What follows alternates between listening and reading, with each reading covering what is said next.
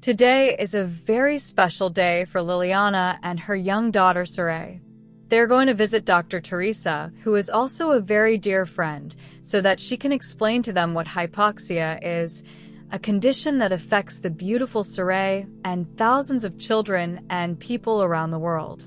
Dr. Teresa, very kind, after greeting them warmly, told them that they should never be afraid, especially people with so much faith like them.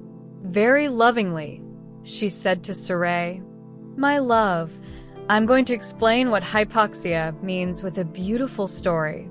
It's called The Little Lion and the Magic Air." Once upon a time, in a sunny corner of the world, there was a land called the Golden Savannah, where rivers snaked like silver ribbons and trees sang like the wind. There lived a little lion named Leo. Leo was a very special young lion. He had a golden mane like the sun and curious eyes that shone like two stars. Every day, Leo woke up early, his heart full of energy and dreams. He loved to jump among the bushes, chase blue butterflies, and play with his friends, Zaza the zebra, Tycho the little monkey, and Luisa the little elephant. But there was something that made Leo special.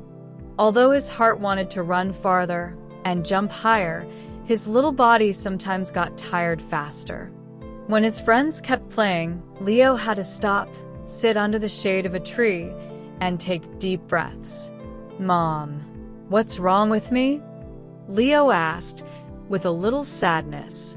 His mom, a very wise and loving lioness, stroked his head and explained, "Your young body has to work a little harder to find air in all its corners." The wise ones of the savannah call this chronic hypoxia. Leo listened attentively, although he didn't understand everything. His mom continued, "It's like you have a small backpack on your back. It's not very heavy, but it makes you tired a little faster.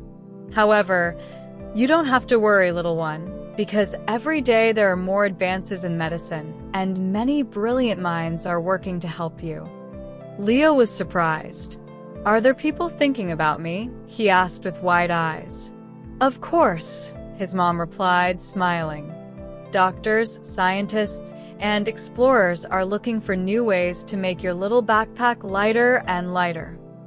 Some have already invented small magic tubes that give the lungs purer air. Others are working on medicines that strengthen the heart and muscles so that you can keep running." Leo felt a little stronger just imagining it. From then on, although he still felt his small invisible backpack, he didn't let it steal his joy or interrupt his life in any way. He continued exploring the savannah with his friends, although sometimes he had to stop to catch his breath or go a little slower. And he discovered something very important. By going slower, he saw things that others didn't notice. That's how he discovered the hidden nests of the singing birds, the secret footprints of the chameleons, and the sweet aroma of the wild flowers that could only be smelled when one walked slowly. One day, while resting under his favorite tree, Leo had a wonderful dream. He dreamed that he was flying on a cloud made of pure, fresh, and bright air. There was no little backpack, no tiredness, only the feeling of being as light as the wind. When he woke up, he ran to tell his mom, "I dreamed I could fly, Mom, and I didn't get tired at all." His mom smiled tenderly. "That day will come, Leo. Maybe we still have to wait a little while, but the doctors of the savannah and the whole world are not stopping. They are getting closer every day to discovering and creating that magic cloud for you and for everyone who needs it." And so it was that every day, although sometimes it took him a little more effort than others, Leo became a great explorer of his world. He learned to be patient, to enjoy the little moments, and above all, to trust that beautiful things like love, friendship, and hope were stronger and more powerful than any small invisible backpack. And in every butterfly he chased, In every breeze that caressed his mane, Leo felt that the magic air was already accompanying him. "That's the end of the story," Dr. Teresa said to young Saray. The doctor continued her explanation. "Not long ago, scientists began to ask themselves a big question. What happens to our body when it lacks air? This question is very important because a lack of air deprives our organs of the oxygen they need to function properly." One of the great heroes in finding answers to that question is named Greg L. Semenza. This doctor, along with other scientists, discovered how the body feels when it lacks oxygen and what signals it sends us to try to solve it and cure that deficiency. Thanks to his discoveries, doctors now understand much better what happens to people who have diseases where there is a lack of air, such as chronic hypoxia. For this very important work, Dr. Semenza won the Nobel Prize in Medicine in 2019.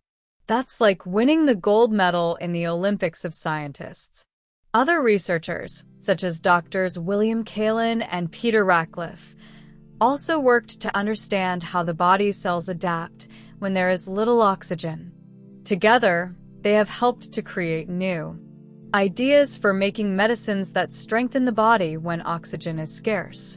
Thanks to their studies and discoveries, new drugs are being created that help our body better listen to the signals of oxygen deficiency and react in time. Therapies with special oxygen are being designed, which reach the lungs and blood more easily.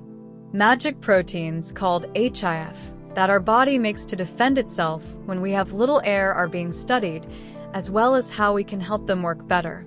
They are also developing small machines and devices that can help us breathe better, even while we play or sleep. What does all this mean? Dr. Teresa continued. It means that thanks to all these advances, we are getting closer and closer to enabling children with chronic hypoxia to run, play, sing, and dream without getting so tired. Today, many doctors and scientists are working all over the world, like a large team, looking for new ways to cure or lighten that small invisible backpack that is hypoxia. So, although sometimes the road may seem long, we should never stop dreaming and having faith, because we are already building, step by step, a future where breathing will be as easy and wonderful as flying on a cloud.